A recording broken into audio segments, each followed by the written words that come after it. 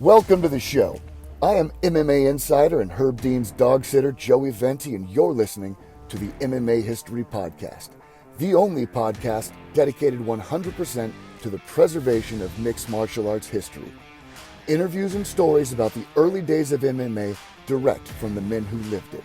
Hundreds of interviews, thousands of hours of research, all conducted by the most obsessed mind in the business, the MMA Detective Mike Davis. Join us as we document the history of the sport we all love. Fellow historians, welcome back to the MMA History Podcast. I'm Joey Venti, and today we're diving into the rise and fall of Rafiel Torre. Joining me is an all-star panel who lived and breathed that era of MMA. First up, the MMA detective himself, Mike Davis, the man behind the sport's deepest investigations and untold stories. Also here, Eddy Millis, SoCal fighter, pioneer, coach, promoter who helped shape the early MMA scene.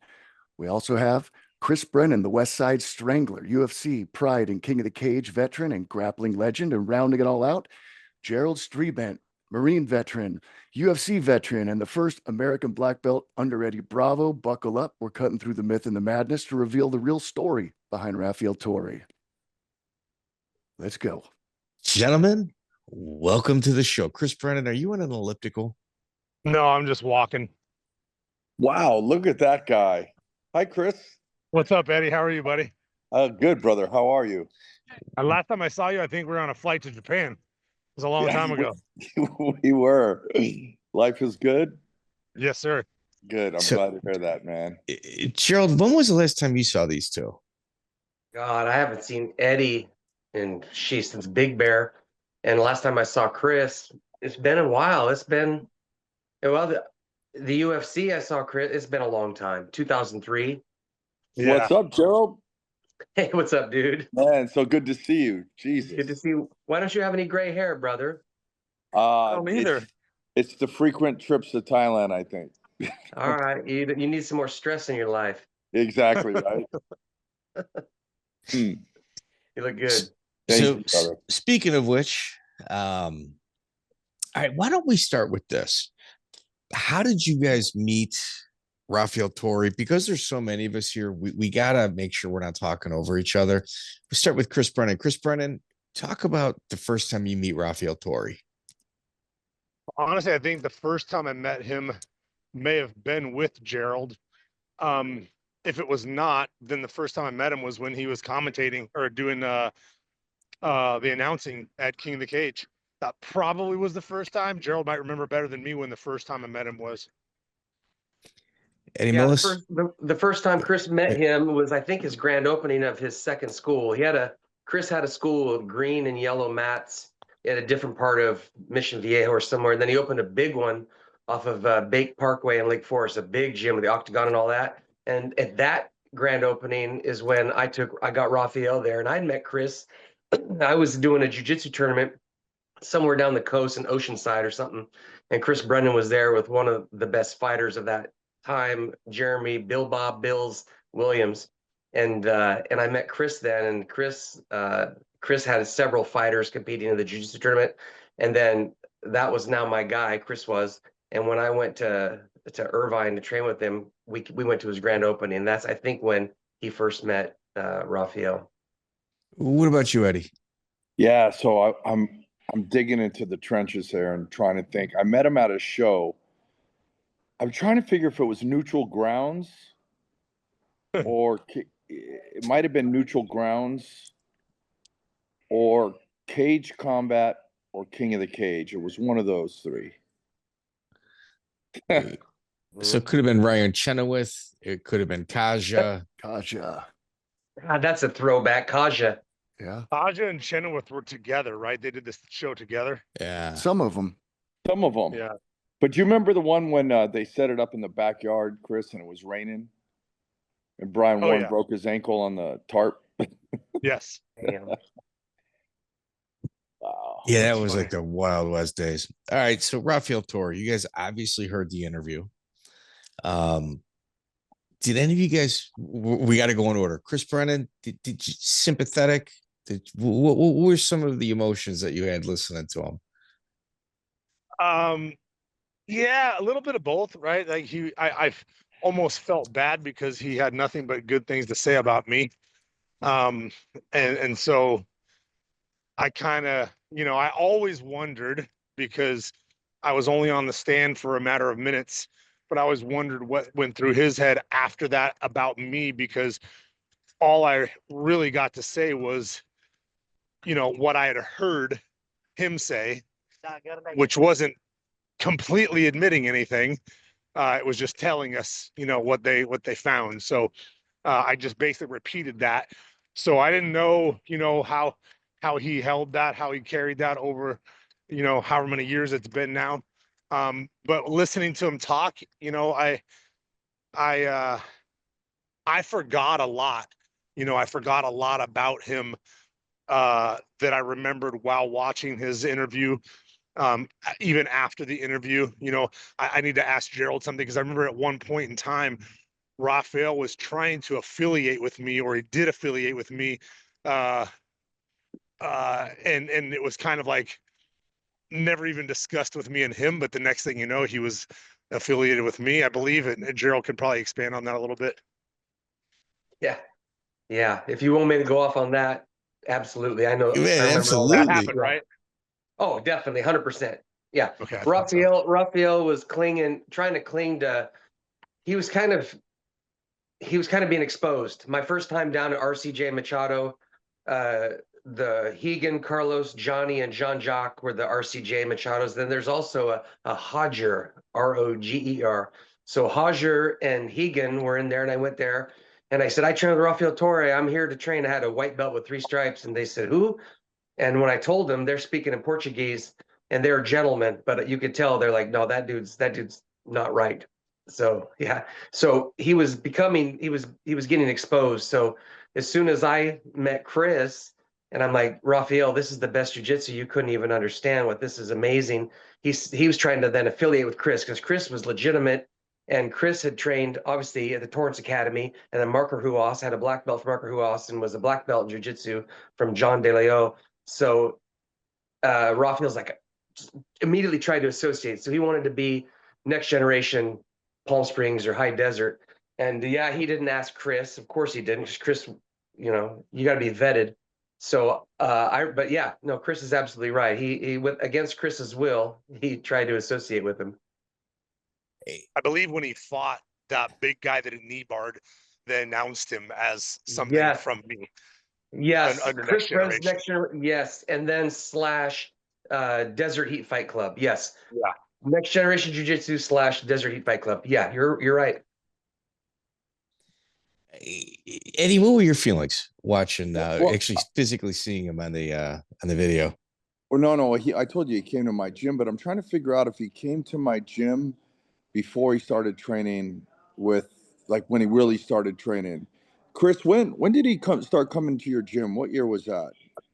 So honestly, I thought I met him before the grand opening that Gerald's talking about, because I rolled with him, I believe, at my grand opening. And that's when everyone kind of wanted to see what he was all about. And I rolled with him, and I thought I already kind of knew him, and was kind of going to expose his black belt that day. And I did, but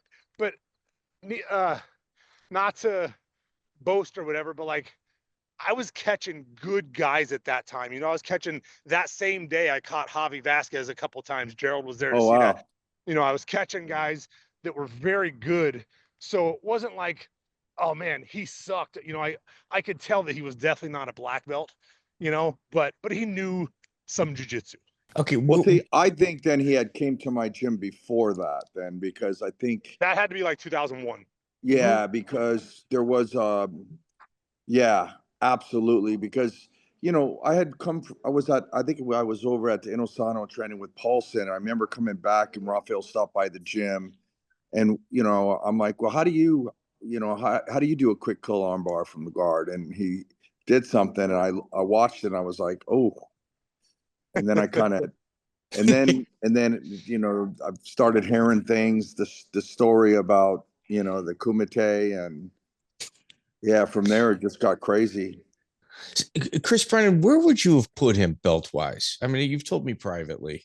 Man, honestly, and I don't want to, I'm sure Gerald has a different opinion than me, just because he knew him and rolled him more, but I would have said like my guy, if he was my guy, probably blue or a brand new purple.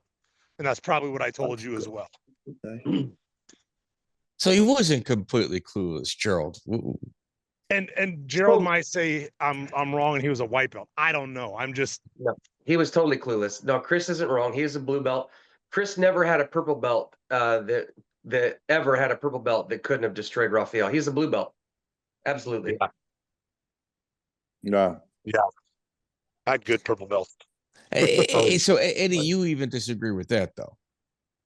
Yeah, I mean, I that's why I want to make sure, like, I'm trying to figure out the timeline here. If he stopped by my gym really, really, really early on in his career, because when I saw as, you know, it's pretty, yeah, it looked like a beginner.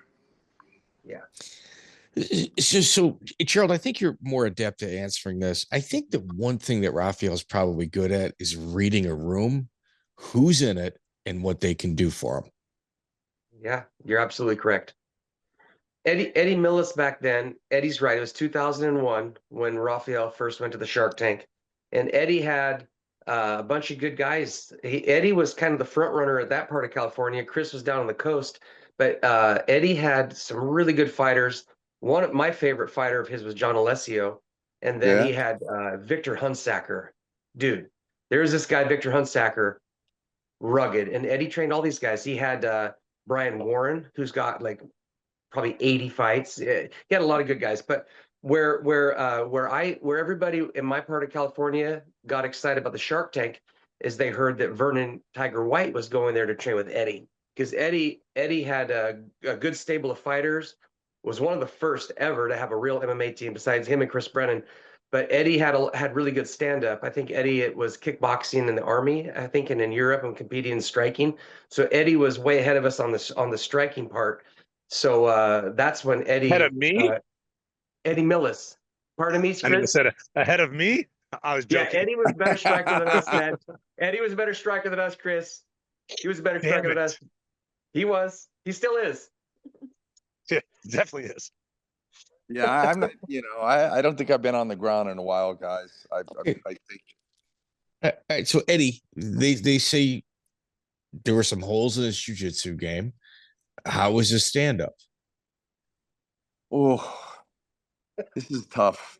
You know, like, let me just say this, okay? I really like Rafiel Torre.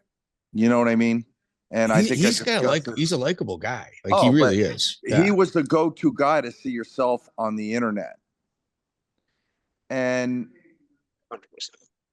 You know, and the reporter. And so when I saw some of the stand-up, I was thinking, you know, it's more of a karate-based stand-up, right?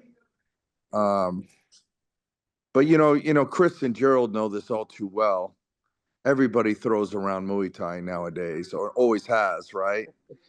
But I thought maybe like a mid-level karate guy.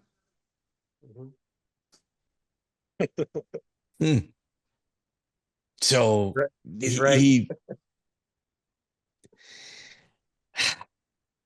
Gerald, did you witness this type of behavior though? Did you witness it like your entire like understanding and knowing of him, his ability to read a room? Yeah. No, Rafael's very, very smart. Rafael's been to college. He's worldly. He's and he reads. And Rafael, like you said, he knows who can do the most for him in a room and he goes straight to them. You're absolutely right. He's a chameleon, and he could have done anything if he had just applied himself rather than all this tomfoolery that he did. He could have done anything. But he's a magician. He's a magician right now with his own book. Wow. He's got his own book. Yeah, he's a jailhouse magician. He's been on the New York Times. He's been on the freaking New York Times, and he's been locked in this hole for 20 years, and he finds his way to the New York Times. Dude, that's wild. It's wild. Yeah. No, I was he's always done well. Okay, Chris Brennan.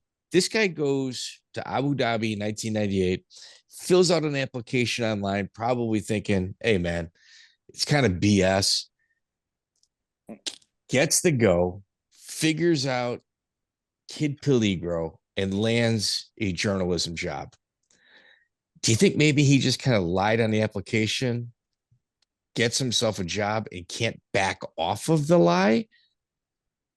100%. I'm like, I forgot about all that until I was watching the interview that he even went to Abu Dhabi. I forgot that whole thing happened with Bo Hirschberger, and I was just like, oh God, I forgot that even happened. But yes, I mean, back then, especially because he was like one of the first guys doing the journalism. Who was gonna check him? It wasn't as easy. Chemo got into the UFC as a Taekwondo black belt, right? Like no one could check anything back then, and Rafael was in charge of checking. He got to be the guy in charge of that shit. So, yeah, he was able to get a lot of stuff done without you really being able to look into. Yeah. So in the early 2000s, I worked with ADCC, and I was helping Miguel Durante, guy used to be on here, because Miguel was in charge of updating Ad Combat. And what he was in charge of was setting me up against Marcelo Garcia.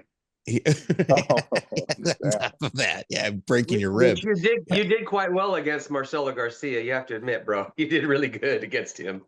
I told Miguel, I'll do it if you just make sure I don't have Marcelo first. And he goes, sure, done deal.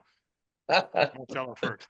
Anyway, shit. Sorry, go ahead. So Miguel, I mean, this is from memory. I think I'm like 90% right here. Miguel was making like $5,000 a month just updating like articles.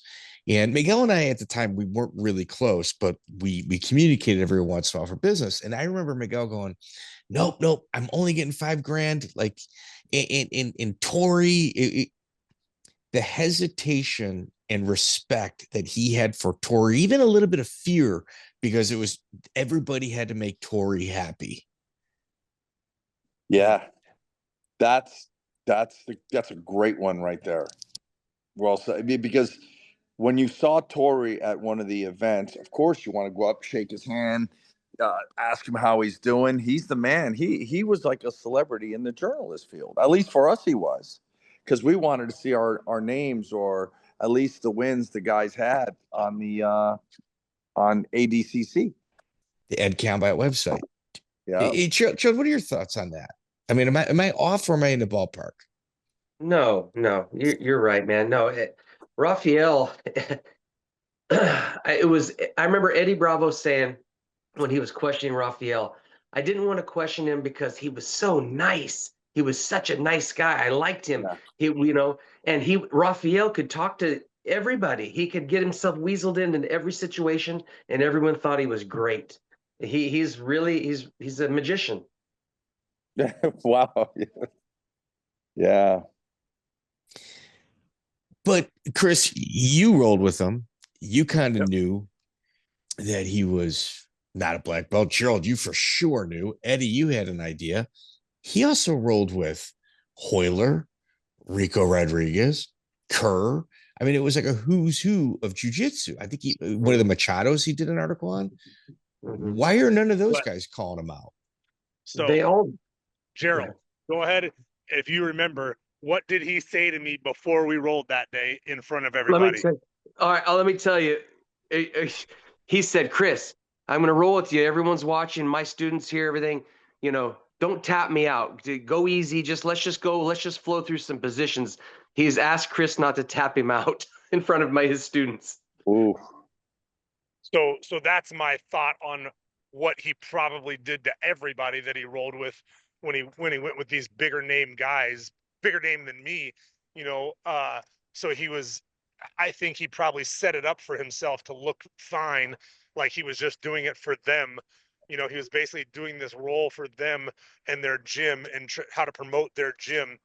And it kept him safe, I think, but the one thing you can't lie and not to disparage striking. If someone's not trying to knock you out, you can strike in a room and not get knocked out, but you can't roll all day with somebody and not get subbed, right? Like I had to pass up on submissions to not get subbed. I can jump in a kickboxing class and do fine, and I'm not a fantastic kickboxer, but you can't jump in a jiu-jitsu class and not get your arm, not get arm locked, not get choked, not like it Right. happens over and over, and I can not be on the same level as Eddie, but me and Eddie can have a cool spar. We can have a cool flow spar and not get hurt. But in jiu-jitsu, you lose every time. So it's hard to hide it. I can look shitty striking, but it's hard to hide when you don't know jiu-jitsu and you're going with somebody that does. Yeah, and there's something about just looking at somebody, whether it's roll or striking, and really see, like, are they curated in that art or that style? Do they have time in on it? You can tell by looking at a guy how long they've been doing something, whether it's stand up or on the ground. I think reasonably you can tell within, 6 months or something like that, right? Oh my God. Yeah, it's like speaking a foreign language. It's like, I mean, are you making like 6 minutes? Yeah, I mean, it's like, are you forgetting like the connecting words? It's just, it's like speaking a language. Like, it's pretty easy. Mike, I got to tell you this. Chris said, he said, what did Rafiel say? Tell me before we rolled, because he knew that I would know exactly. Rafiel said, take it easy on me. Don't tap me out. Let's just go through some moves. Don't try to submit me, and my students are here. I never told Chris this because it just brought back this memory. When we got out of there, Rafiel had a green Isuzu Rodeo 2-wheel drive. I'll never forget it. And we get in there, it smelled like cigarettes because he smoked one after the next. And he said, I swear to God, he said, Gerald, you want to know what Chris said to me? He said that Chris said that to him. That Chris said, take it easy on me. It's my opening. All my students are here. Don't tap me out. Let's just go for it. I swear to God, Rafiel said that Chris said that. I knew that. I know that Chris is telling the truth. That was Rafiel, because Rafiel thought, what if Chris and Gerald, they're new friends? What if Chris tells him that? So Rafiel thought, like the art of war, Sun Tzu, I'll say it first. I'll fucking say it against him. Wow. 100%. Yeah. Gerald knows that back then I was down to go with anybody. Oh yeah, you were. You're I still down definitely to go. didn't Yeah, you still go. You still do. I know. I'm just, That's what we I love got Not my against kids to do it Lucas. for me now. His son Lucas kicks the shit out of him. So does Tyler. Really?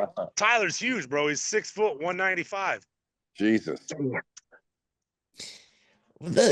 Joey, let's kind of change up a little bit so people can kind of understand who we're dealing with. Chris Brennan, you were with Lucas, your son. He's 11-2 in mixed martial arts, 2-fight win streak right now.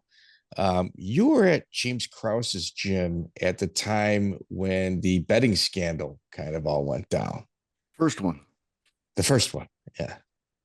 Yeah. You walk us through kind of like a little synopsis of your experience there. So without going into crazy detail, because James is my friend, I do like James. He's a brilliant guy. He's a brilliant guy. He's Yes. a fantastic teacher. Yep. And I love a good teacher. But I knew that he was gambling. I did not know anything about anything other than he was gambling. He had a lot of money because he bought a lot of houses, and he was doing that. So I didn't know how to gamble like he did. So I said, hey, I'm going to bring $10,000 cash with me on this trip up here. Use it, bet it, use my money, bet my money to whatever. And he said, okay. And then the whole time I was there, I was trying to give it to him, and he never took it from me. And thank God. And he said, yeah, I'll get it tomorrow. Yeah, I'll get it tomorrow. Yeah, I'll get it tomorrow. And then we left, and I never gave it to him. I was like, damn, I never gave it to him. The very next day, we were watching the fights, and they talk about Miles Johns. No. Before his Miles Johns fight, Derek Minner is fighting. And Lucas had been training with Derek every day.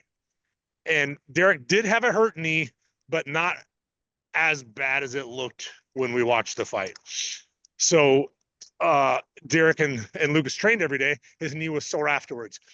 Then I watched the fight, and I was like, oh shit, that was crazy. I'm thinking, he must have needed the money and just fought for the show money. You Or know, and the must need the money. insurance. And the insurance. Yeah, that as well. That as well. And so I, again, completely naive to everything. I didn't put anything together. And then John Anik starts talking about the money line swinging for Udenbekoff to win in the first round by TKO. And he had never won in the first round by TKO, never won by TKO. And I was like, oh, that's crazy. And then James gets pulled from Miles John's dinner and can't corner him. And then Bellator calls Lucas and says, hey, I know you guys been up here, blah, blah, blah. It's time to cut ties. You know, told us not to go back. Lucas couldn't go back and be affiliated with Bellator, so we couldn't go back. And so it's just like, oh, shit. Okay. So then it all just kind of unfolded. And I was like, well, I guess it's a good thing he never took my money, because then I would be also, looked into for all this, and I didn't even know how to freaking bet on this shit. And then to tie it all together, we're in Las Vegas right now, waiting for a short notice call for Lucas. He's first on the list to fight, and at 145. And sure enough, this weekend, this fight falls apart at 145, and apparently they got called before the fight happened, and they still let the fight happen. I'm sure they wish they swapped out Lucas now, but yeah, it's just all shitty. And I know now it's coming back on James again. Everyone's, online trashing him, and I don't know who has what to do with anything, but I think it goes further than just the guys that we know that. Yeah. So here, let me kind of quantify what I heard. That the gambling kind of culture in that part of the United States is so incredibly prevalent that guys were hanging out in the gym just watching what was going on, and then they would kind of use that towards their gambling knowledge. And Derek Minner, just so, I don't want any misconceptions here. Derek Minner, the feds took his phone, went through all of his text messages, his emails, his social media. He was found innocent. The issue was that the people that were just hanging out at the gym took the information going on and then just ran with it. And James Krause also innocent in that issue. It was the people at the gym that was the problem. All right, wait, Joey, watch this one. This is where the money is. Gerald Strebendt. What do you know about Joe Francis and Girls Gone Wild? Shit, man, how much time do you have? It was just a Joe brief Francis. overview. Oh man, okay. It's the 30-second verse. So Joe Francis, Girls Gone Wild, he's a scumbag, and Paris Hilton has maybe a boyfriend, but more than likely just a Klingon friend that goes to her house all the time. And she breaks this big story because Joe Francis gets abducted. He shows up to his house. He gets held at gunpoint. The man at gunpoint is got a walkie-talkie talking to somebody allegedly out on the street, who says, yeah, the coast is clear. So Joe Francis is worth millions. And the guy's like, I want your money. They open the safe. They don't get anything. They get a Picasso painting. Pablo Picasso. On the bottom right corner, I saw PB, and it's the real deal. It was in the trunk of a Mercedes 500 E-Class Benz of this gangster. And I love this man. He's a world champion, 8-time world champion pro boxer. I'm not going to say his name, but he has this painting. They never found it yet, allegedly. So anyway, Joe Francis gets abducted, and the guy that abducted him was a friend of Chris Riley's. He trained at our gym, and he had a couple different names. I was just looking. I have a picture of walking down the ring with him. He tries to extort Joe Francis for 50 grand or 100 grand. So he holds him at gunpoint, and he's got his video, and he makes Joe Francis during this kidnapping do homoerotic gay stuff that would harm his reputation. So then he makes him do with a vibrator. So he's doing this at gunpoint. Okay, and cut. So now he says, I'm going to hold this video unless you give me my 50 grand or my 100 grand. Well, that video, Joe Francis doesn't give a shit. He knows he's a scumbag. He goes right to the FBI. FBI gets him. They do that and they get him. His name's Darnell Riley. Darnell Riley or Daryl Riley. Yeah. Yeah. He got 10 years in prison, and they never caught the guy with it was on the other walkie-talkie. My friend who has the Picasso painting in his trunk, they've never caught him. I can't remember his name. I think his name was Philip McCrevis. Yeah. So that's Gerald Strebendt. That's just a sliver of what's going on with Gerald Strebendt. Eddie Millis. Yeah. Let's talk about. I know, like you out of all of these guys, you're like one of the harder guys to kind of get stuff on. But I know you were friends with the Tapout guys when the owner of, like, what is it, the Party Girls guy kind of ripped them off. Yeah. So I mean, I think all of us kind of. Well, I met Charles way early on. He gave me a shirt at a Vaughn's grocery store, met his father, close to them. And I'm pretty sure Chris and Gerald right around the same time. What was Tapout start? Was that 98, guys? 99? Yeah. Sponsor. Yeah. They were. Yeah. Yeah. Then when they were coming up and they wanted to get to the next level, was it... I don't want to say the wrong name, man. Shit. But there was another company, there was Girls Gone Wild, and this one was called Wild Party Girls. And they did the distribution. And I think the guy's name was Mark.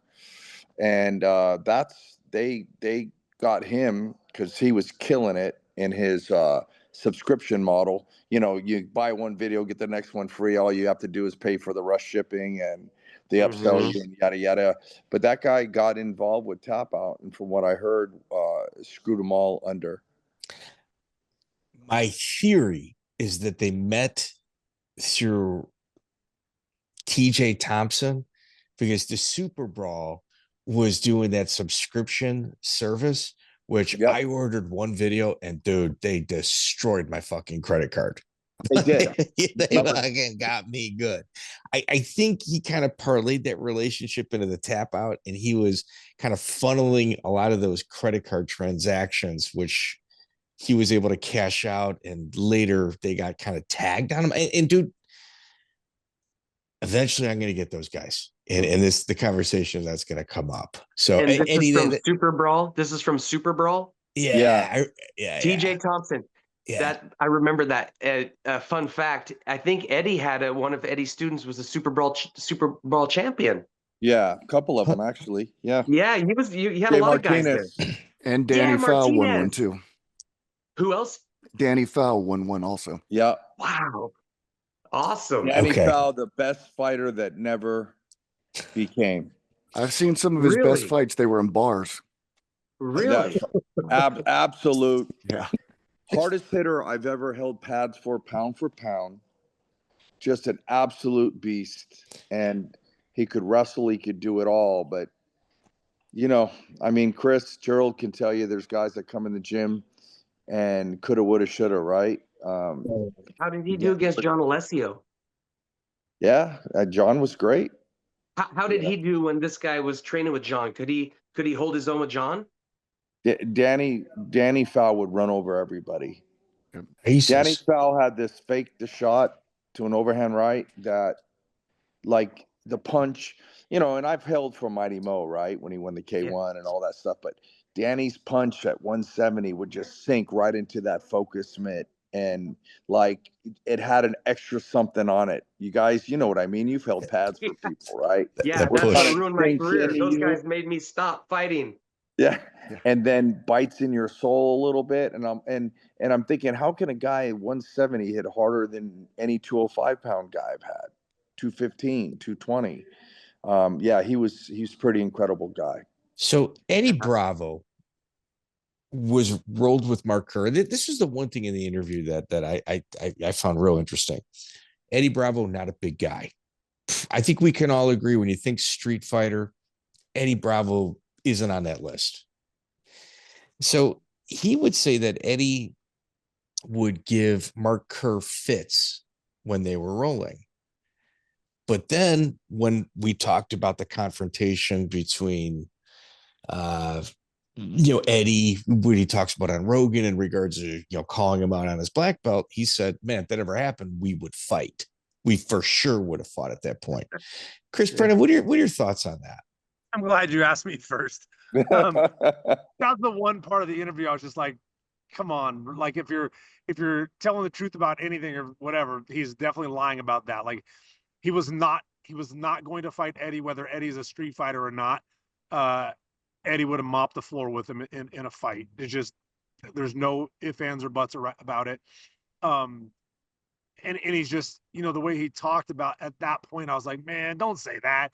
And it's the same reason I don't want to talk shit on him today, because I'm never going to be in prison with Rafiel to be able to square up with me about it.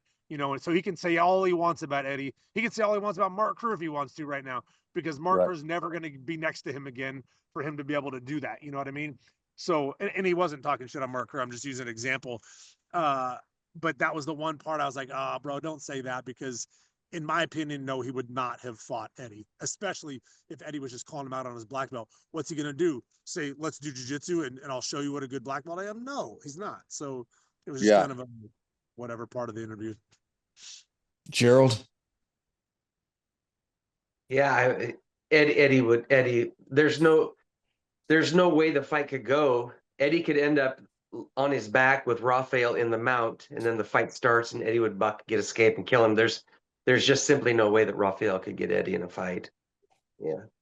I got a little fun fact. I think Eddie mentioned it one time. Eddie Bravo mentioned it maybe on the Rogan show, but I was part of the little talks he had with K1 about really doing an MMA fight, man.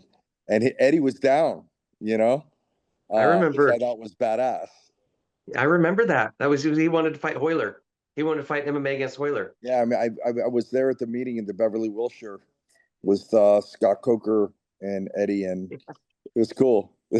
So Cool. yeah, I mean, everybody knows, and everybody know how much Eddie Bravo's given to the sport and how good he is.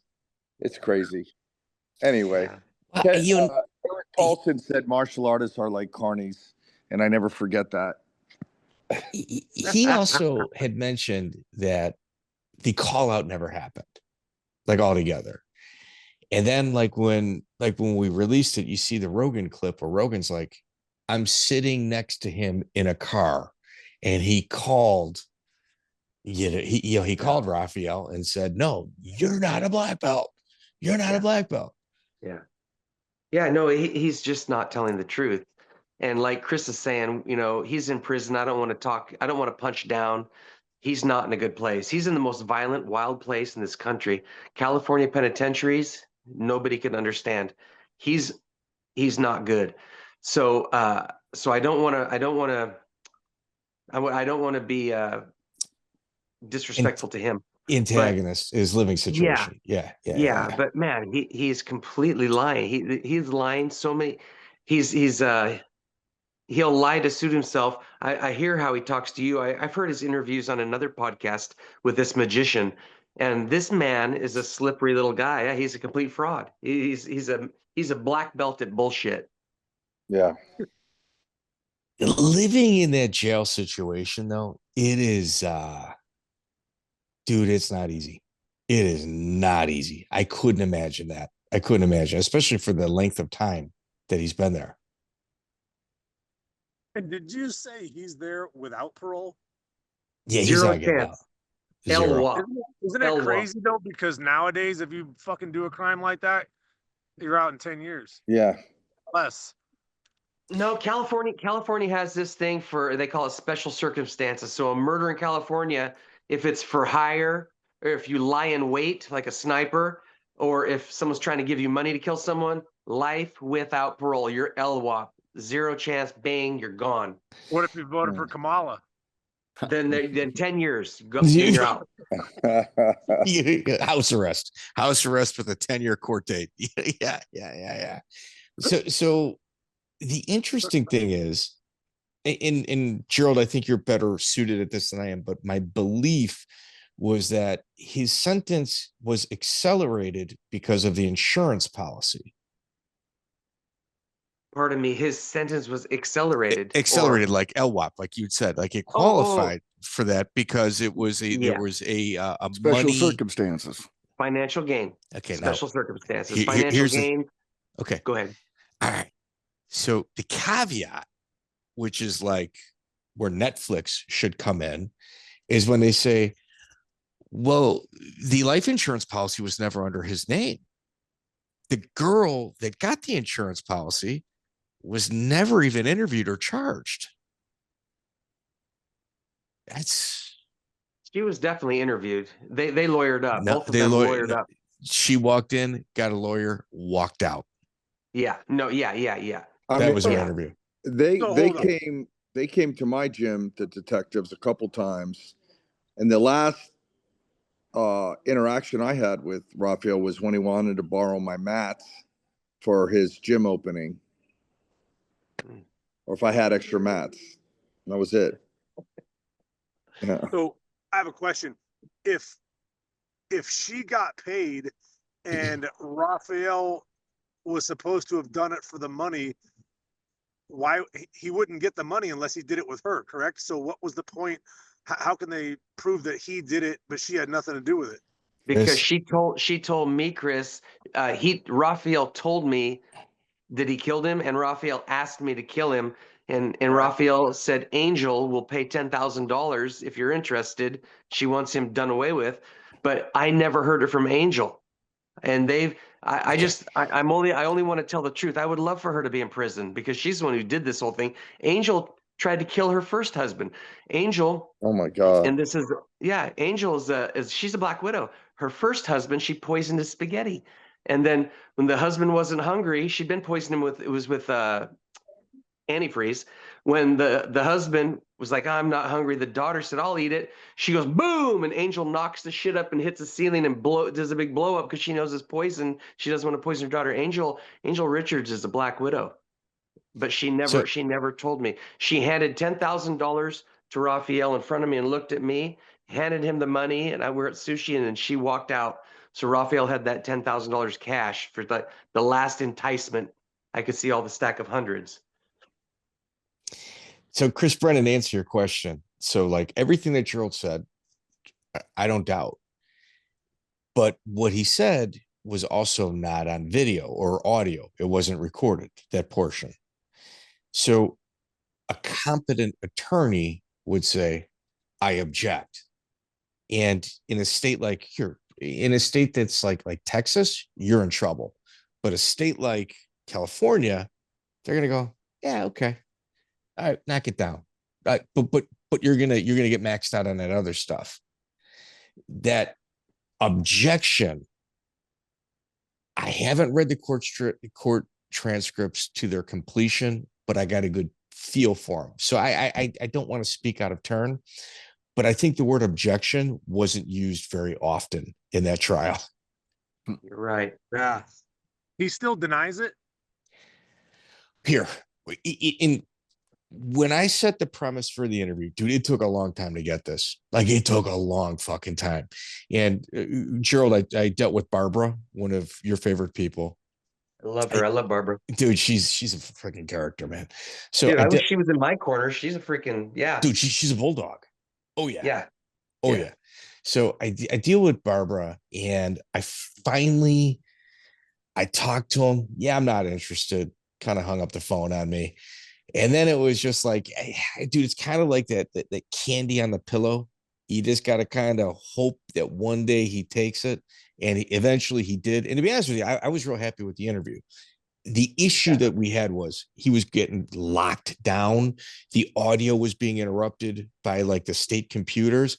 So like the video that we had, it's just a feeling out like, hey man, here's our expectations. Here's the rules. And I set the premise. Like one, we're not going to talk about your case. He's got a belief that, I'm not going to say belief. He has got a hope that one day it gets called again and he gets a second set of eyes on it. So I don't want to screw that up.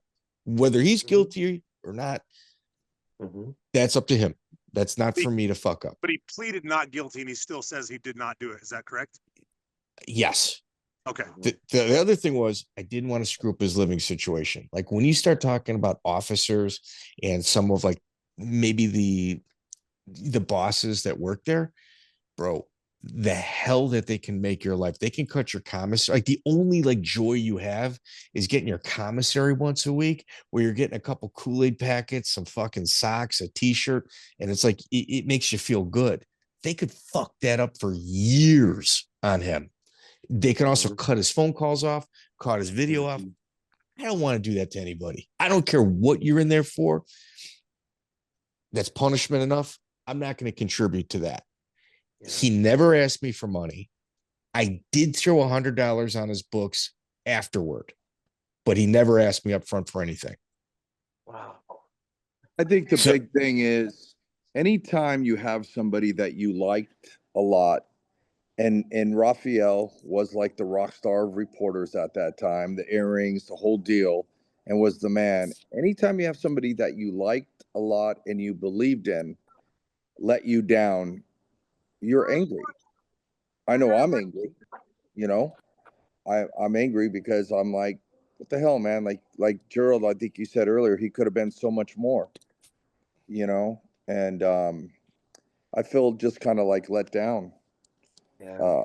That was my feeling. He was the sport's first journalist. And people can say Jeff Sherwood, which he had a really good website, but what he would report on is events.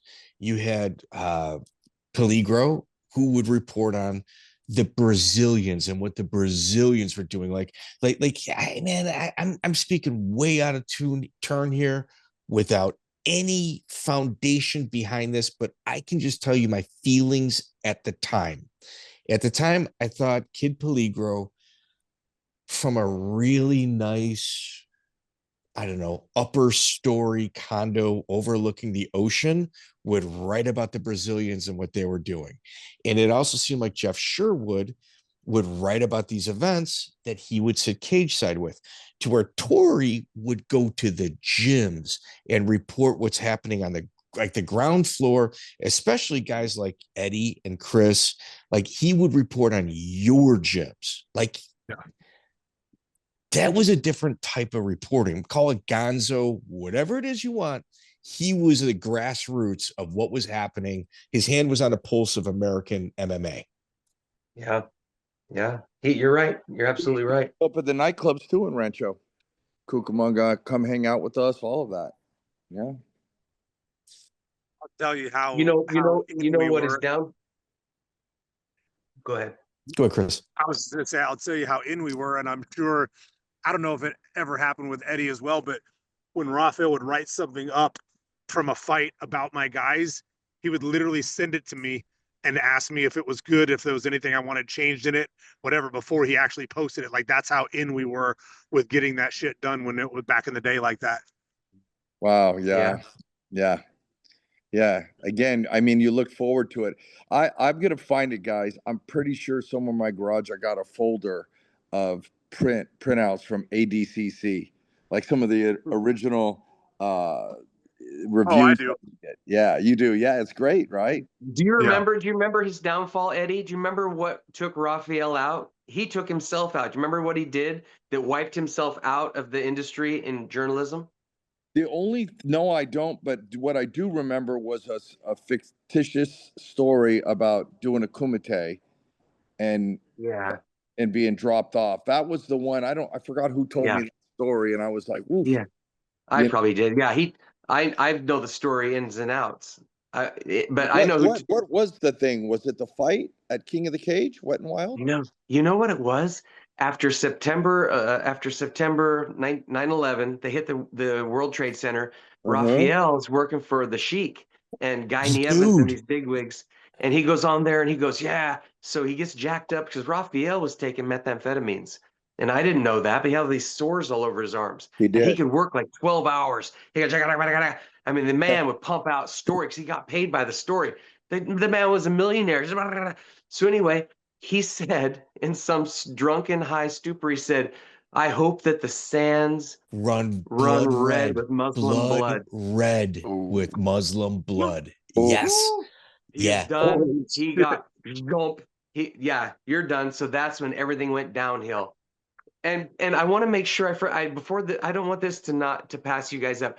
Rafiel told me himself that he apologized to me. I'm sorry, because I confronted him for the black belt thing. He said, "Yes, I'm just trying to provide for my family." His son Nico and his other son Brandon, my cousin, were married, through marriage. He was a good father. He's a good man. He was a good friend of mine, and I feel horrible about this whole thing. He's where he's got to be, but this is ugly, and this is just fucking ugly. Yeah. Yeah. So Wow. Chris, What a Chris, choice wait, so you had to make, you know? the belief, and this might be in the ballpark, was that Rafiel was making, we're talking early 2000s, he was making about 150,000 a year because of all the things he was doing, plus all of his travel, all the access, going to Japan once a month. Like he was literally just like, he became a celebrity. But then on top of that, when he wrote that article, I just read that article in preparation for his, oh my God, dude. Am I correct? I hope the sands run red with Muslim blood. Is that what he said? Red blood with Muslim blood. Yep. He was done. That was it. Love you. Bye. Wow. Yep. Yeah, because Saudi really came under fire. And it's like, this is the guy that's on your payroll. It went on the Ad Combat website. Yeah. And Miguel Dorate, to his credit, called him to talk to him about maybe not doing this. And he said, fuck it. Put it in. Yep. I remember this. That meth. He's smoking his meth. I swear to God. I had no idea. And the detectives told me that he had meth on him. They caught him when they arrested him. They go, yeah, and he had a fucking meth paraphernalia. Jesus. Yeah. Yeah. Chris Brennan, he actually wrote an article when Lucas was born about, I think it was like tongue in cheek about, thank God he looks like the mom. That's what everyone always I remember that. I say the same thing. Yeah. Yeah, he actually wrote about Lucas. Like me. What? He wrote about Lucas. Yeah. Yeah. The first MMA article about Lucas Brennan was Rafiel Torre. Yep. I remember that because Jennifer, I don't know if have you ever seen a picture of Jen? I know Chris has done quite well. That'll be my comment. She's a pearl. Yeah, she's a pearl. So yeah, I remember Rafiel doing that story. Wow. Yeah. I forgot that he was with us at the airport when we all when the Rampage thing happened as well. I forgot all about that until he talked about it in the interview. Yeah. Debbie Purcell got roughed up. Yeah. It was kind of her fault. She wouldn't go to the ground when everyone jumped to the ground. So they put a gun to her head and pushed her to the ground. Oh my God. I was like, holy shit. Yeah. But Boss was there, Stephen Quadros, like it was all of us. Wow. Jesus. Yeah, and then the Kumite thing. Joey, why don't you tell us about Wet and Wild? See, that's what I don't get. If he was flying high until 9/11, why the hell did 7 months before 9/11 he decides to take a fake fight at Wet and Wild? Because that was insane. It was an insane event in general, but the fact that he's going to try to pull off a fake fight in front of people who know better while he's still a high profile guy making all that money, I don't understand. Oh, and the hype was off the charts. Yeah. I mean, everybody was talking about it. We all wanted to see it. Coming out of retirement. In there. Yep. Yes. Yeah.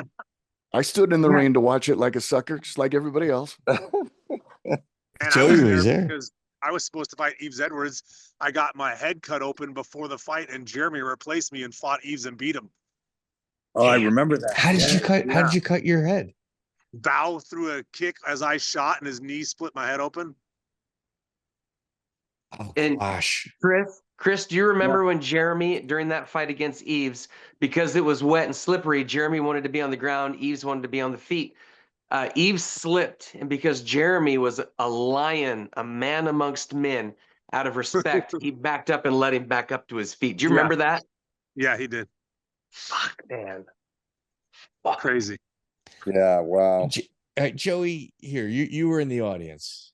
Did that fight pass a sniff test amongst the people in the audience right away, or was it something that kind of came later on? It looked funny at the time it was happening, but we're watching an MMA fight in the rain. And sometimes the king of the cage would throw a guy from they found him at the hot dog stand and just let him go fight. I mean, that would happen. So from the angle I was at, it looked funny, but maybe he just fought a guy who didn't know how to fight at all. But once you see it on camera, it's, oh no, that was clearly a worked fight, not even a good one. All right, Chris Brennan, you were backstage. What was the feel backstage? Well, unfortunately, King of the Cage never threw me a guy like that. Yeah. No, they didn't, brother. I don't know. I watched that fight. That's a nice badge of honor. They never did they? No, they didn't. Top guys, man. So Yeah. what was the For the big bucks backstage? What was everybody saying about the fight? I think the people that knew fighting could tell right away. I think the people who were just fans in the crowd might not have known anything. You know, they thought, oh my God, that guy look at that knee bar. He finished that. You know, us were like, what the fuck was that? Yeah. Eddie, yeah, you had some comments on it. Were you there as well, or did you see the video later on? I don't think I've ever missed a King of the Cage fight. Yeah, I don't think we missed any of those back in the day. Yeah, no, that was like our Disneyland, right? And of course I had a great relationship with Terry and still do.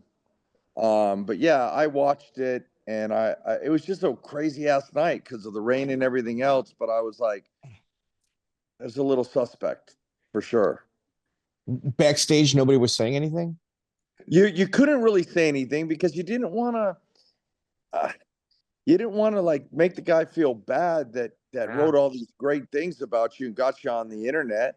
Yeah. And push the sport of MMA forward, at least at the grassroots level as a reporter in California. Right? Isn't it crazy? He put himself in the position where he was able to do something like that, and all of us still can't. No one wanted to say anything about it because he's that guy. Yeah. Gerald was in the corner with them, with Mark Kerr and Rico Rodriguez. Mm-hmm. Yeah, Gerald called for the knee bar. Gerald. So Gerald, like, at what point do you kind of like look left and right, going, "Wait a minute, what?" Well, he was throwing these knees, but his knees were hitting the mat. He wasn't even kneeing Joe from side position, so we could tell the knees were bullshit. And then all of a sudden, he jumps up and goes for the sloppy knee bar, and it's the same knee bar that he practiced on that Ed Doty or the yeah. It's the same bullshit knee bar he was doing with me. I was his dummy. I remember me and my matching bullshit hardcore spandex. Yeah. So I was the guy who was doing that knee bar. Look again, it's me. So that stupid knee bar didn't make sense. And when he did finally go for it, it was obviously he missed it by a mile. And Big Joe, Ioka Tanua, his name was Big Joe. We're gonna call him Big Joe. Big Joe is a dishwasher at the base that I was a Marine at. So every time I go to breakfast, Big Joe is washing dishes. So when I finally went through there and spoke with him, he told me it was a fucking work. I can't believe someone has the gall to try to even still argue that this was even, well, he had 2 stitches. What are you talking about, dude? You're full of shit. Yeah, man. Oof. Is Joe still alive? Oh yeah, Big Joe. Book him. Big Joe. Yeah, I guarantee it. I guarantee Big Joe's still there in 29 Palms or Yucca Valley, living it up. Joey, it's a future guest. Absolutely. Let's have a little respect for Big Joe. Okay. Oh, brilliant. Yes. It's true. Too bad you could never get Phyllis Lee. Damn. Was Phyllis Lee real close with Rafiel? Phyllis Lee? Who? You said Phyllis, you said. Is that who you're referring to? Yeah, Phyllis Lee, right? Yeah. I just said it's too bad you could never get her on the. Oh, just in general. Yeah, no, I did like Phyllis. She was a carny. Speaking of carny. So if you guys had Chris Brennan, you had called me, texted me, I should say, a little emotional after listening to it. Do you miss him? No, I just felt like a dick because, again, I'm expecting this guy 3 years later to be pissed off at the 3 minutes I had on the stand and still had nothing but fucking good things to say about me. So I was just like, God, man, like try to, you know, made me feel guilty for something that, you know, really I did nothing wrong, but it just was, I would have almost felt better if he was bitter about it. But maybe that's just his way of coping, you know? I mean, look at everything, it all piled up, all of it. You know what I mean? And Yeah. I mean, no, I don't think any of us want to really throw him underneath the bus. I know me personally, and I had this talk with Mike already on the phone. I just felt like disappointed. I felt, you know, I use the term hurt, but you know what I mean? You know, you feel a little let down because, again, Rafiel was the reporter superhero at that time. Can you imagine? Do you think if he never would have done the fake fight, do you think he could have got away with it for longer? It was slipping. He did the fake fight because it was all slipping. Everybody, too many people were talking. Joe, Eddie, and we all knew. Everybody, we were all talking, and Chris knew. Of course, Chris knew before I even knew. So no, it was slipping. So the reason he set this fake fight up was to try to get some, you know, try to get on the positive side. Yeah, but I knew too when I heard the story about the Kumite, and I knew too when he demonstrated the armbar. I mean, I had a feeling something was going on, but I thought maybe he's just really excited. Would he ever talk to you guys about the Kumite? Like, he had to talk to me about it because it was in the newspaper here. He had it in the world newspaper, and I've been going to the archives. But he had it in the gym, his first gym, and he had it in the gym. Like, here, look, we fought in the Kumite. Well, this was like 1990. This was 1999. So it was just to the point where you better hide that shit. But I saw that thing. He had that thing printed out in the gym. I won the Kumite. Oh, wow. Chris, did you ever get the Kumite talk? No, I didn't. I think Gerald talked to me about it before, but I didn't hear it from Rafiel. And then yesterday, you know, when I was watching the interview, he quickly was like, "Oh, it was like a backyard thing." Oh man, slippery. Yeah, he didn't want to talk about the duffel bag and the trophy that he'd smuggled to it. He kind of brushed it off. Why did Rico Rodriguez say anything? Rico just looked at Mark. Rico looked at Mark, and Mark looked, you know, Rico's smarter than Mark, and Rico's smarter than me. So Rico looks at Mark, and Mark's looking at the ring goofy, and I'm looking at Mark because I don't know anything, but it didn't look right. And Rico's just like, we're out of here. And they got out of there. Him and Mark just took off and stuck me with Rafiel. So there was no like post-fight celebration. Gerald, you've always been the nicest guy, man. You know, it just kills me that you had to go through that shit. Okay, dude. Most of the problems in my life are my fault. So whatever. Well, it probably, you know, it all started with this, right? Yeah. Yeah. Well, here. So does Rico not stick around for like the post-fight party, or is he? God, no. Fuck, man. They all took off. They knew right away it was bullshit. Bing, they were gone. And then backstage. Go ahead. No, do they work Mark out afterward or no? What's that? Do they continue a relationship afterward, or is that it? I don't think they ever dealt with him again. I don't know. No, I think that was it.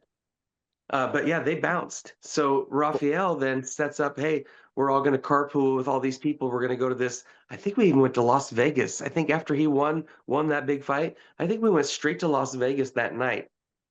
It was hours anyway. It was a wild evening. But yeah, no, it was a big fight. I mean, Rico fought. Now he's 15-0. He was 14-0. Rico fought later that night, so he didn't leave the premises because he fought the main event against Paul Buentello. Rico did that same night? That same night, he fought in the main event. So he didn't leave the premises, but I think he left Rafiel's little camp. Yeah, they left Rafiel. Yeah, when King of the Cage was done, they were nowhere near us. They left us. Where was Rafiel on the card? Because I'm curious if Jeremy fought before or after him. He fought I feel before. like I watched Jeremy the fight before. Rafiel was fight number 8. Jeremy fought before. Okay, Jeremy Williams I felt like I watched the fight from in this crowd, not from backstage. Okay, yeah. Okay, yeah. Jeremy fought before him for sure. Okay, so he was done. So Joey, you said he's fight number 8. Yeah, according to SureDog, those aren't always right, but Rafiel was the 8th fight out of 13, and Jeremy Williams came on fight number 10. So if this is right, you might Oh, have we were after him. you were after that. It's according to SureDog. He doesn't always get the order right. Okay. Yeah. I'm surprised Rafael didn't corner Rico. I mean, being that they were. You know what I mean? No, he did. Rafael did corner Rico Rodriguez in Pride. Yeah. I'm talking about that. Crazy. Yeah. Fuck. It's just like I try to explain it to people. Well, no. So he was the man with journalism. Everybody respected him. Could walk into any gym. Felt good when he's walking in there. Has this murder for hire thing. Has an attorney that clearly didn't have his best interest at stake. Has got an aunt that's a bulldog that's arguing for him, even doing GoFundMe's for him. And then right now he's a shit house magician that the New York Times did a article on. Yeah. It's like, And he's got a podcast. He's got a book. He's got a book now. He's killing it. Crazy. getting wild, man. Yeah. He's the real deal, dude. He's the real deal. Hey, here, Gerald. Do you think he gets out? Man, there's a lot to that. There's a whole different. Okay, never mind the path. You just know him. Do you count him out? Never count him out. He never count him out. He'll sell enough of his books in prison to buy my house right now, and then he'll evict me. Oh no. Don't count him out. I got a question, Gerald. You knew him, better than the rest of us. Did he know any Portuguese? Because a big part of his grift is that he was part Brazilian and he spent all this time in Brazil. Could he speak the language, or how did he get away with that? No, he's Italian. Rafael's Italian. Rafael speaks fluent Italian and fluent English, and anything else he's faking. Yeah, no, he doesn't speak Portuguese. He speaks Did you fluent hear- Italian? Mike, as soon as you said Kid Peligro, he goes, "Oh, Kid Peligro." He had an instant fucking accent when he said it. And I was like, "Stop it! Stop it!" Stop it, Rafael, stop. I have a question for you guys. I thought his real name was Rafael Bartel. Am I correct or wrong? It's Ralph Bartel. And then, Okay. and then, that was like the one thing. All right. So my belief is that one day someone's going to pick this story up. Like either it's, Amazon, Paramount, Netflix, someone's got to do this story. I think we can all agree on that. Like there's too many moving parts. With the three of you guys will definitely be in it. And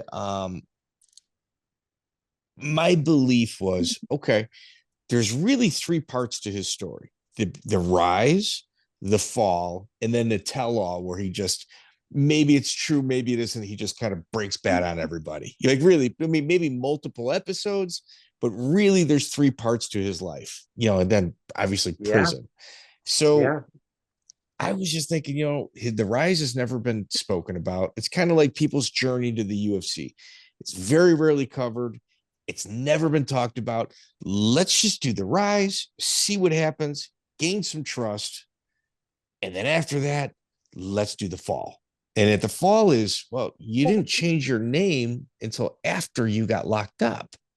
Like, on a scale of 1 to 10, me changing my name to whatever it is everybody thought I was, who gives a shit? It's weird. Yeah. Are you hold on? Are you suggesting that he changed his name after he went to prison? That's Mike? Legally, he changed it after he went to prison. No, he legally, no, absolutely not. He was Rafael Torre a long time before that. He legally, Coos County Courthouse, legal, long before. Wow. Long time before. Did he do instructional tapes too? Oh yeah, he had instructional tapes. He had We gotta books. get that. We gotta get Oh that. man, yeah, he stole the shit. He stole the shit out of him. Yeah, there's. Gerald, you're one that kind of holds on to things. Do you still have those instructionals? I don't, and I had the t-shirts I had this T-shirt. Yeah, you got the that he Bangkok Ready made. shirt on right now. Yeah, yeah, yeah. Well, yeah, there's only one. But Rafiel had these two T-shirts made, and one of them is him rear naked choking someone, and the shirt said, "Quit your sniveling, I'm almost done," as he's choking this thing on the shirt. And he thought that was so cool. And Wow. back then, I thought it was ridiculous back then. But then now, thinking about it now, after he murdered that guy, Oh. no, I should not say that guy. After he murdered Brian Richards, Yeah. who was nothing but a good man and nice to us. And his shirt says, "Quit your sniveling, I'm almost done." Wow. Oh. That's crazy. I want to say something too, and Gerald knows because you're a veteran too, Gerald. You know, it's kind of like stolen valor. You know, I'm not even going to get into this guy's name. It's another podcast, another time. But there's somebody you guys all know very well. Chris knows, and Gerald knows. Yeah. He told a group of people I know that he was special forces in Afghanistan and all this. And the guy, you know, he fought MMA, but never was in the service. But I think for the guys that have really done MMA, win or lose, coached people, went to Mexico, paid our dues, neutral grounds, what did we make, $25 a fight? When someone comes up and says, "Yeah, I'm done this and I've done that too," you know, it's pretty upsetting. It's not stolen valor in the sense that you are saying you were in the service, but I don't know what the term would be, but yeah, I mean, we paid our dues. That's for He's an imposter. No, he's an imposter. Yeah. But what we had to go through then for the money? Are you kidding me? To drive to Mexico and fight dudes on Newbane to make $50. Yeah. So I love Eddie. really, I love it when you said that your last interview, you said we were talking about the money. What are you talking about money? There's no money. We're in this because we love this. There's no money in this. I've used that. I've stolen that in a couple interviews. There's no money I in love this. it. Yeah, Dude, because I still, you know, I told in the interview when I was in Vegas, I was at the Cosmo, and I was playing craps, and one of the guys from the UFC is, you know, kind of ex-star, comes up to the table, and just the attitude's completely different. And I'm not knocking UFC's guys nowadays, but I'm just saying we were the pioneers, man. It was the wild, wild west. Half the time you weren't guaranteed to get paid. Half the time there was not a doctor in the audience. Dude, There was not an ambulance. Nobody to stitch you up. And we were fighting on tarps. So Brennan, you paid to be in tournaments. I fought Joe Stevenson for $500 and Antonio McKee for $1,000. Well, here. Let's talk about. Hey, but Chris, you got paid a lot. I mean, if you look at the money back then, Would you $1,000? would you get paid to Jesus. fight Pat Miletich for the first time? $1,500 maybe, $2,000. That's not bad. Wow, I thought it was. Money usually doesn't pay that much. My first pro fight was against Eddie Millis's guy, Aaron Herring. Yeah. Yeah, I made $250. Saboba? No. We went up to Arizona. It was Calusa. No, this was at Phoenix. This was April something 2001, and it was in Phoenix at the Ice House. It was Frank Shamrock's Bushido 2, Return to the Warriors, and it was raining. And the only fight of the night was me versus Eddie's guy. Really? Yeah. He stiffed Josh Thompson on those. That was kind of ended their relationship. Yeah. I remember. Yes, I remember that. Yeah. Chris, you had an incident when you fought Kevin Hogan at King of the Cage. Bruce Buffer makes the mistake of announcing that you're from Huas's gym. Doesn't go over well. Backstage, there's an incident where you get surrounded by Team Huas. Rafiel claims to have had your back at that time. He did. He was one of the guys in the group of guys. It ended up being Marco and 4 really tough guys, Pedro Hizzo, Roberto Leitao. Yeah, and I forget who the other one was. There was 4 of them, I think. Peter Ertz. And Peter Ertz. And I don't know even what the fuck he was doing there, but he was in the He was group there to with them. fucking kill us. And it was you, it was your dad, your brother, and myself. It was your dad was going to fight. Remember your dad was squared up with fucking Peyton? He was poking Marco in the chest, saying, "Don't treat my son like that. They've done everything for you." Yeah. Get You're your right. hand out of his face. What the fuck are you doing? Yeah, we're all dead. I thought we were dead. Yeah, but in a 30-second time period, Todd Medina, Romy Aram, like a big group of my buddies, my friends from California, all surrounded it. It ended up almost being probably 25, 30 people that came around before the cops came and separated it all. But as bad as it would have gone for 4 or 5 of us, it would have gone really bad for them. Yeah, wow. But he had your back though. Torre had your back. Yes, he was right here next to me during all of it and kind of tried to intervene a little bit. Gerald, you had an incident at a jiu-jitsu tournament where was it Dontarian Bagby? Oh, D'Artagnan. Oh yeah, I know that name. Yeah, I remember he was a stud. So he one of the Dirty Dozen. Yeah. One of the first. Yeah. Yeah. He's one of the pioneers. Yeah. Would you mind recalling it? He's black belt under Ken Gabrielson. Yeah, absolutely. Yes. Yeah. And he started, I mean, when I was a blue belt and a purple belt, he was a black belt with a couple stripes. He's old. He was an OG. It was him, Chris Howiter. There's some old guys from like 1997. I'm gonna guess, but these guys were the first, and he tried to, which I think you're getting at, is he tried to help me. I was in a match, and Rafiel was in my corner, and D'Artagnan, he had guys everywhere there, and he said, "Oh, hey, hand inside, get your hand inside," and Rafiel freaking snapped and went nuts, like, don't try to coach my guy or tell my guy, and what D'Artagnan was telling me was correct, and Rafiel was saying like, get him. So it was completely fucked. So he had no problem going up to guys like a black belt in 97 is unheard of. It's unheard of. Oh, yeah. No, Rafiel scared them all away. Yeah. To think about that. I'm scared of Rafiel, and I'm sitting here and nobody knows my address. You've given it out online to people talking shit to you. If he does get out, are you worried? Because he's definitely not scared to kill somebody. Yeah. I'll pay him. I'll just pay him money. I'll pay him off. I'll plea bargain with him. Gerald, how uncomfortable was family parties after everything went down? How uncomfortable were what parties? Family parties. I mean, you guys have a relation, like a family relationship, a tie. Yeah. And I'll tell you, Rafiel was a really good father. And when this all thing was going down, Rafiel knew he was going down. He'd already told me everything. I was not an Army Ranger. I wasn't a Navy SEAL, not a black belt. I was just trying to provide for my family. He said, if anything happens to me, please tell Nico. That's his son. That's his pride and joy. Please tell Nico that I love him. If anything happens. So he knew the end was coming. Jesus. Did I hear in the interview that one of his kids died recently? Yeah. Yep. His stepson. Cancer. Oh, Jesus. Yeah, my relative. Yep. Sorry. Very sorry, brother.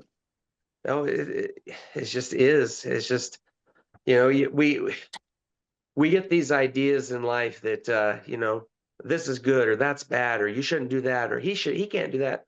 Nothing really is good or bad. It just is. If you have no say in it, it just is, Yeah. Wow. What it would be tragic if a story wasn't made about this.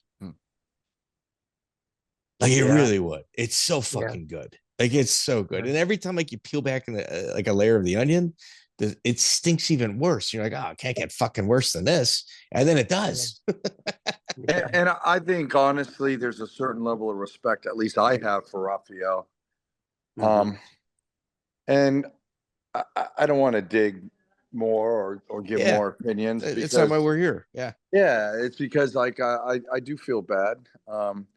I feel bad that you either care in life or you're careless, and you make some bad choices. And if you make good choices, for the most part, good things will happen for you. So I feel bad about the whole situation, but a man lost his life, and ultimately that's absolutely just, You got to pay tax can't on even it. imagine.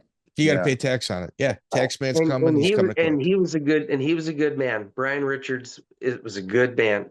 I heard. Yep. And he was always good to us and paid for a lot of our stuff, and was never no. Rafiel did him dirty. Have you guys seen April Richards? Angel? Angel? I'm sorry, Angel Richards. No. Have you seen her lately?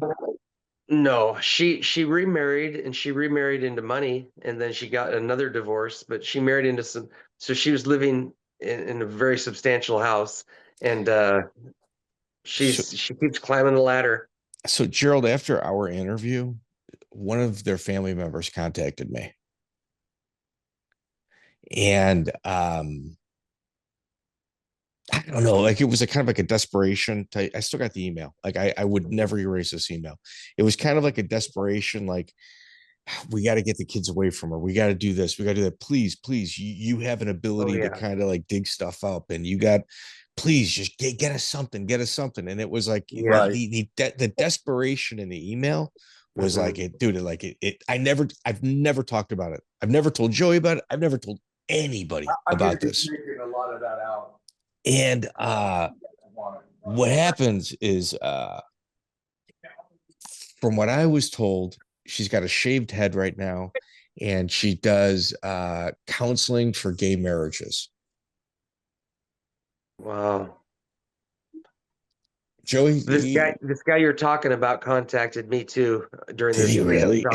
Oh yeah, I got a whole string of text messages, and he seems legitimate. I'm actually on his side. Yeah, he was hurt.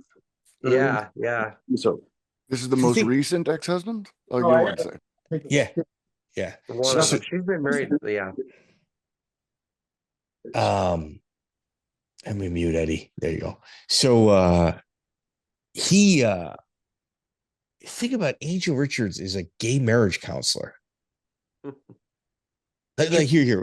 Performs weddings, right? He performs weddings and counselors for gay relationships. There. I mean, I don't know what her preference is, but yes, that is it's just so friggin' weird. Huh. You want to know what's weird? You want to know what's weird about that woman? She kept her husband's ashes from the urn when he was cremated, which she had arranged to have done. She kept them in the garage underneath, and all the dog food bags piled up on top of them. And when the detectives came in and Rafael was arrested and they had search warrants, they found Brian's ashes in his urn underneath where the dog food was stacked. That's what's weird about Angel Richards. Holy evil. His mother begged to have those. His mother, his family, Brian and Keith and the whole family's begging, just please give us our son's ashes. And she would. She kept them under the dog food. Oh my God. If you guys hate here, let's close it positive. Chris Brennan, if you had something, a message to send to Rafiel Torre, what is it?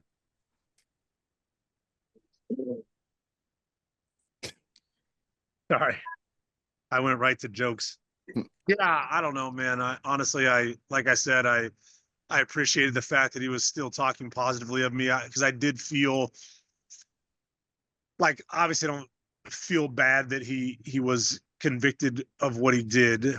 I just felt bad that I had any part of it. Like I got brought into it to, and I remember me, Joe, Eddie, Bravo, all were, I believe all testified, if I'm correct.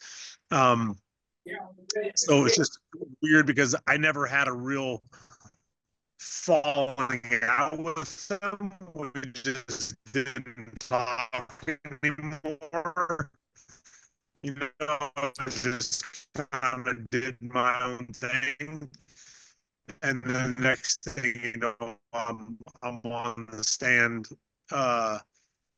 telling my side of what I had heard. So I appreciated the fact that he at least wasn't bitter anymore if he was, and still was positive about it yesterday. So hopefully he, lives out the rest of his time in the, I don't know, as with as little adversity as possible while he's there. Yeah. Eddy Millis. Like I said, for me at least, I appreciated all he did for our team, a young team, as a journalist, writing up the support he gave us. I still do appreciate that. By no means do I want to throw him under the bus or make him feel bad. I do feel let down because we really believed in him. So for me, the way I feel right now is let down.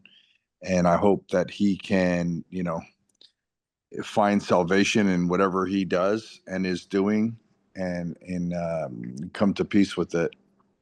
Yeah. Gerald. If I was to make a statement, to Or say even one a last thing message. to Rafiel, Yeah. a message.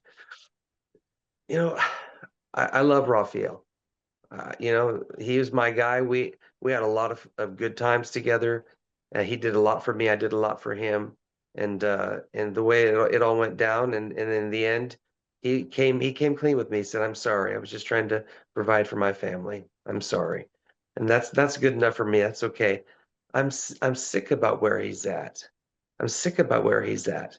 And I still care about him. I love his son Nico. The way that the state of California came at him, the state of California was not equitable. They broke the rules to ensure that they could convict him when they should have just let the jury decide. The state of California was not fair in their prosecution of him. They committed Brady violations. So I feel awful about it. But How sure are you of that? 100% sure.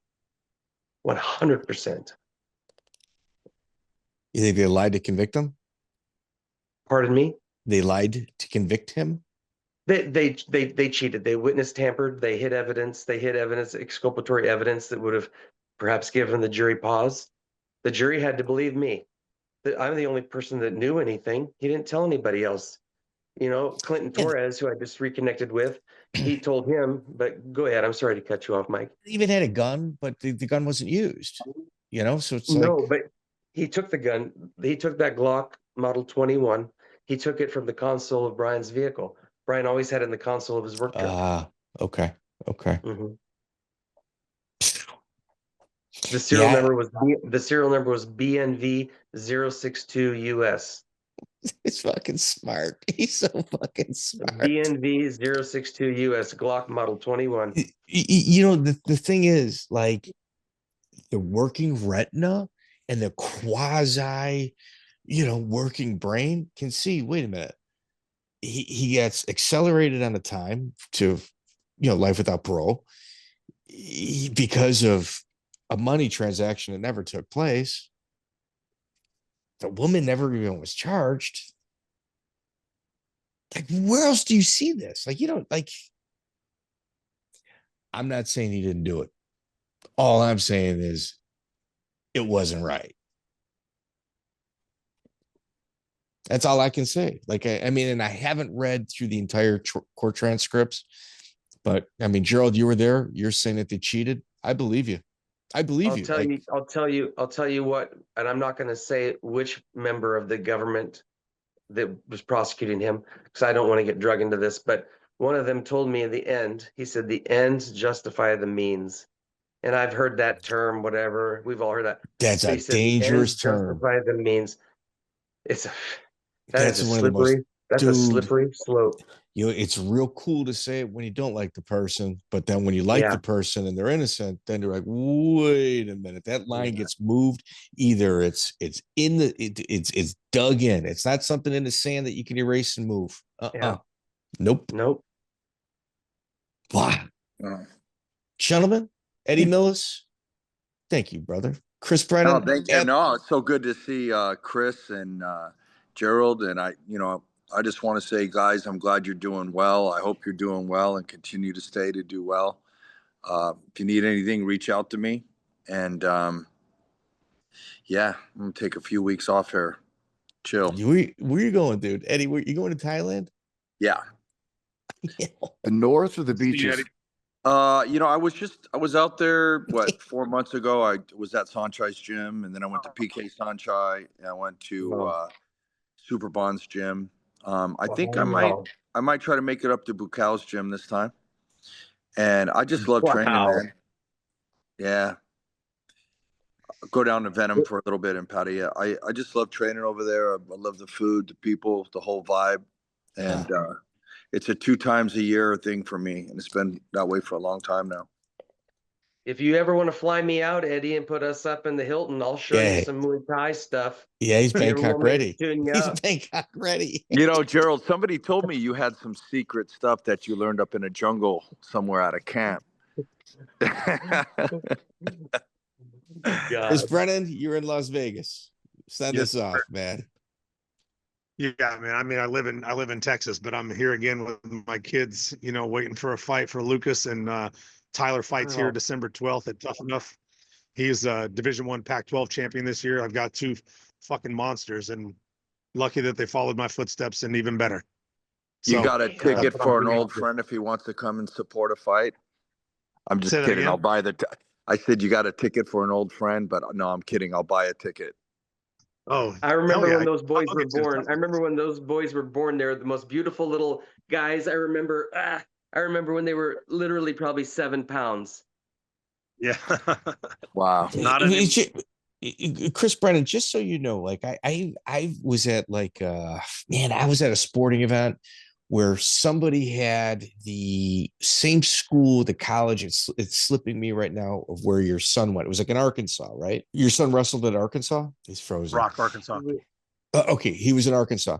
So when I asked about your kid, they said, absolute leader, absolute workhorse, does not drink or use drugs, and is like real careful with how he handles himself, has the ability to be crazy, but is dialed in. That's what they said about him. I never caught the person's name, but that's what they said about your kid. Yeah, that's awesome. They're 24 and 25 years old. Neither one of them ever had a sip of alcohol before. He was a designated driver for 6 years in college. It was dope. Oh, that's amazing, man. Congrats on that, bro. I mean, you must be really proud. Wow. Because genetically speaking, those kids can get a little, they got it in them. They can be friggin' nuts, but they got it dialed in. Yeah, they got it dialed in. Wow. Lucky. Gerald, give us something, dude. Something. Wow, what the fuck? Eddie's going to Pattaya? Chris Brennan is... I'll tell you a fun story about Chris Brennan. Chris Brennan had his first gym, and I think he was living at the gym, and he walked across the street to go to the mini mart or the Taco Bell, and some idiot redneck had a big old Dodge truck, and they go and blasted the horn as soon as Chris was in the crosswalk, and scared the shit out of Chris. Chris jumped back, and they start mouthing off, and the guy gets out, and Chris ends up kicking him in the head, just like Antonio McKee. Guy goes stiff. He's done. Traffic stopped, and then Chris takes off running, and he goes into his school, and he's looking through the Venetian blinds and the sirens and the ambulances and the highway patrol and everybody. Chris, is this accurate? Is the statute of limitations up? Allegedly. That is a true story. It's Del Taco. Oh, Del Taco. Yeah. Yeah. That's awesome. Mike, you guys got to do just stories, man. You got to get a group of people on and we talk about some of the shit that went down in Japan and Mexico. Man. My best story about you, Eddie. My best story about you. Big Bear. I'm up there. I'm getting ready to fight, and I think Chris was up there, and I'm in there in the Big Bear Boxing and Fitness, and you're up there with Brian Warren, and you had the gym, I think, before us or right after us, and you started helping me with my stand-up. So my stand-up wasn't always so awesome, and you're helping me, and I'm hitting the pads, and you're going, look, oh, that's excellent. Look at him, Brian. He's doing this. So you got my ego all pumped up. So you're part of the Bangkok Ready problem. You got me all excited. You got me feeling good about myself, but you were a gentleman, 100%. I appreciate that, man. That means a lot to me. And so are you. Bro. Cool. Awesome. Joey. Another chapter in the never-ending saga of Rafiel Torre. It's evergreen. That well is going to keep producing. I mean, Like- literally, we got calls today from other people that want to do another roundtable. Yeah, we might do, like I said, like I don't want to go 2 weeks in a row, but I might do Right. 2 in the same week. Does that make sense? Yep. So Larry Landless, Ed Doty. I think they're going to get one more person. Yeah. Yeah. Doty confirmed. He says he wants in. We just got to iron out the day. Okay. Yeah. We should probably record Thursday or Friday. Yeah. So this will be the Monday release. You know, we're going to keep them numbered. I don't want to like not number things. Right. So this will be 301. That'll be 302.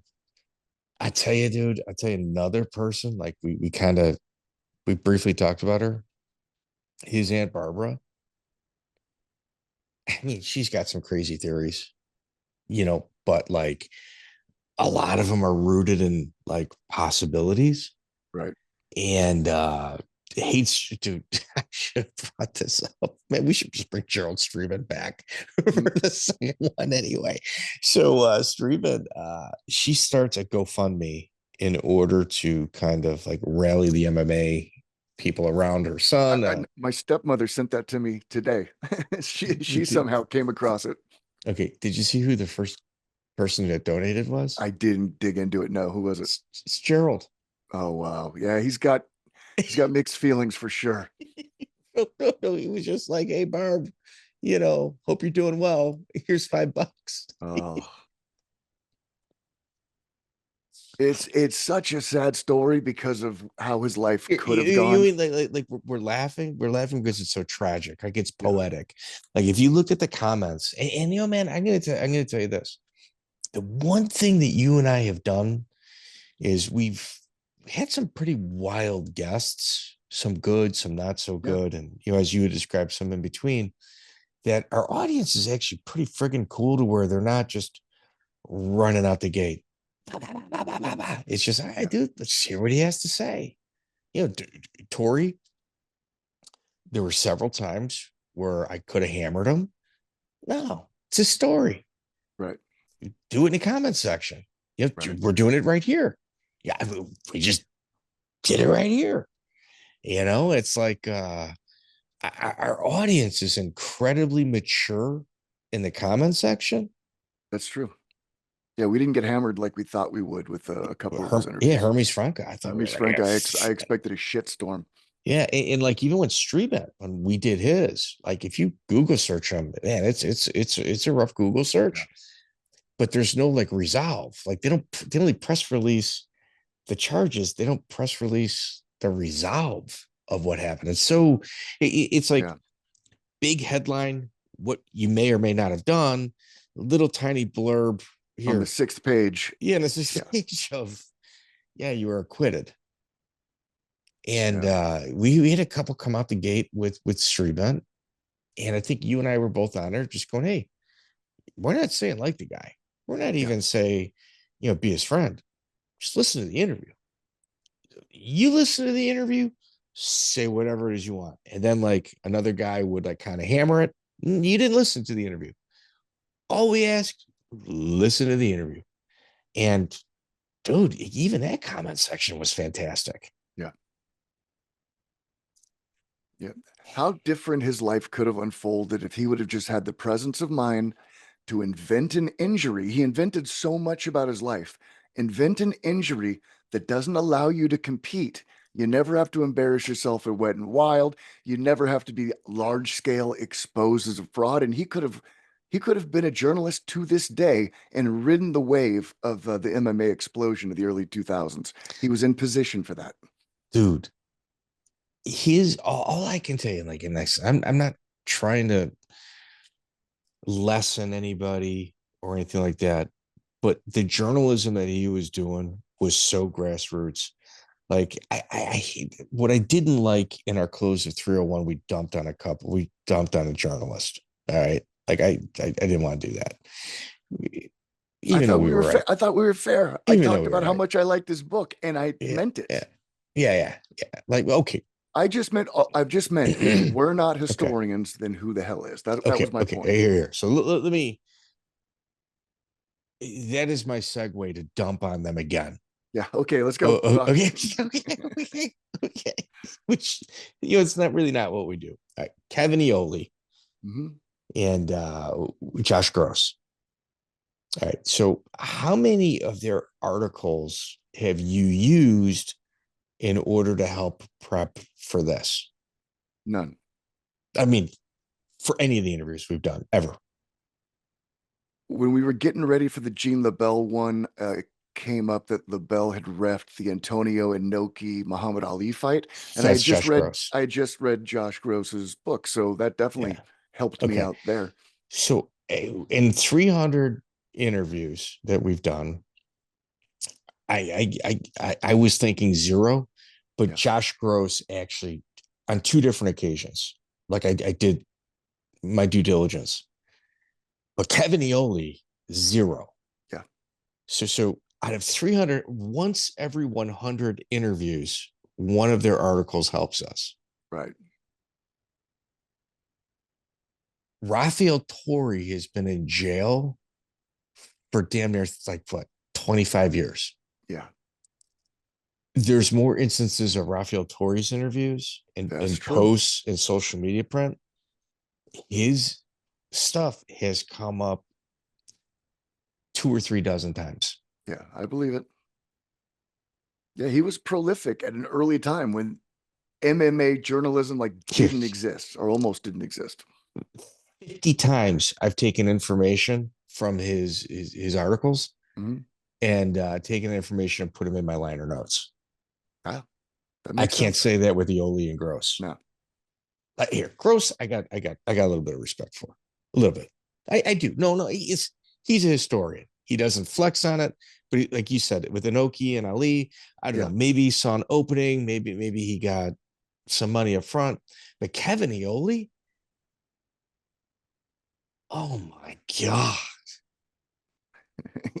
Kevin Ioli, if you want to say something nice about him, he was one of the first boxing writers who was smart enough to know which way the wind was blowing and know that he could position himself to ride the wave. And he is a kiss ass.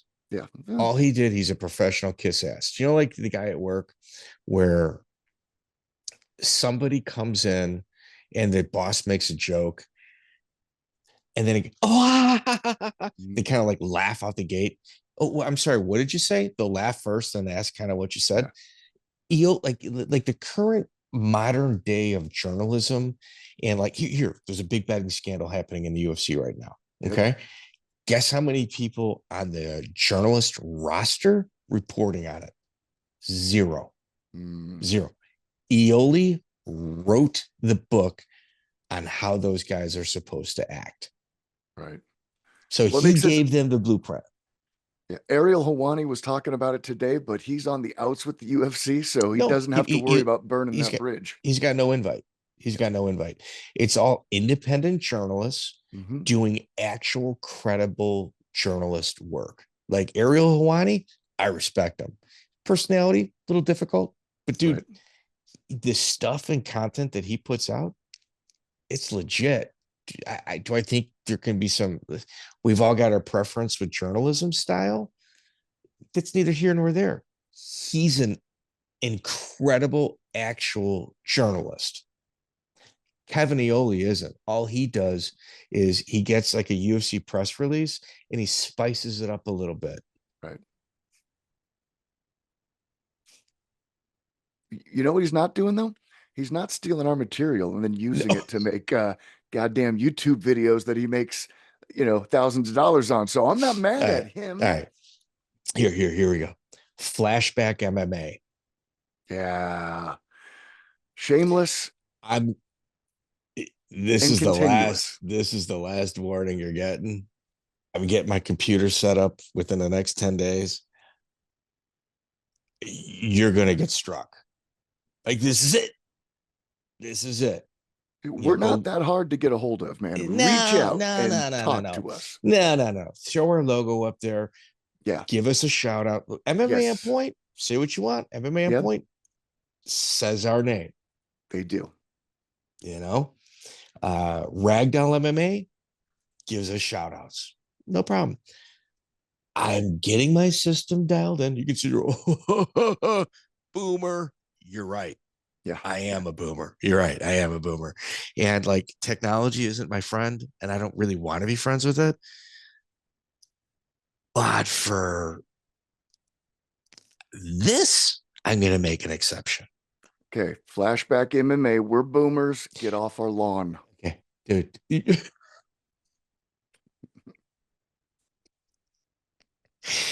You know, like when I hit him with the strike and then he's forced to communicate with us. I mean, I'm just going to tell my wife, who I do not cheat on my wife. I don't. Like I believe you. No, I do not. That's the one thing. You get the foundation set, you can build a big house on it. Yeah. I don't know who Flashback MMA is or what they are. I'm going up in them guts. You know what I'm saying? That's what I'm going to do. And I'm going to tell her. Tunnels. And so I'm telling dude, hey, dude, it is what it is. I don't know what's on the other end there. Right. Could be a woman. Doubtful. Likely not. Doubtful. But I'm getting that ass. And I'm going to like. There's likely not a woman at that address, much less No. behind the keyboard. It's not still not going to stop me.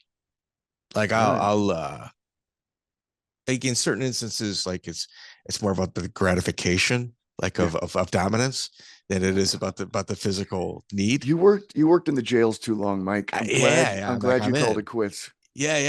I think what do they say? Like I'm gonna spit in that booty. What do they say? And then maybe throw some like seasoning from a what do you call it? A Top ramen. it's a problem. I can't say it. Oh God. Kind of, mix it up a little bit. Yeah, I could do that. I'm gonna stop you before you go any further. No. Tell me about the Phil Baroni interview that you ripped off. Come on. Oh yeah. What about Coleman? Ooh. Yep. It's gonna happen, dude. And then like I'll blackmail myself. Like I'll release the video going, oh fuck, dude. I can't believe that got out. If you want to make YouTube videos and you want to use our stuff, hit us up. We'll do it together. I'll narrate the damn thing. Don't go do it without us. I think well, with that, you're going to cut us a percentage. Yeah. I mean, you didn't think of the idea. Okay. Nope. By the time this airs, we're going to be about 3 days into the airing of our new documentary on the Gracies. So if you haven't checked that out by now, please do so. Yeah. Thanks, Joey. Thanks for reeling that back in. Sorry. I ruined it. You're talking about top ramen in a butthole. And I'm the one who ruined it. I tried to bring it back to civility, for Christ's sakes. I know, that's a thumbs up. Anyway, dude, I'll be out in Palm Springs. Are you going to go to the Palm Springs show? It's kind of too far. It's like 3 hours from me, though, isn't it? No, hour and a half. That's not bad. Hour and a half. Yeah. Hit me up with the info if I can get free. Awesome. All right, brother. Do your thing, man. Be good.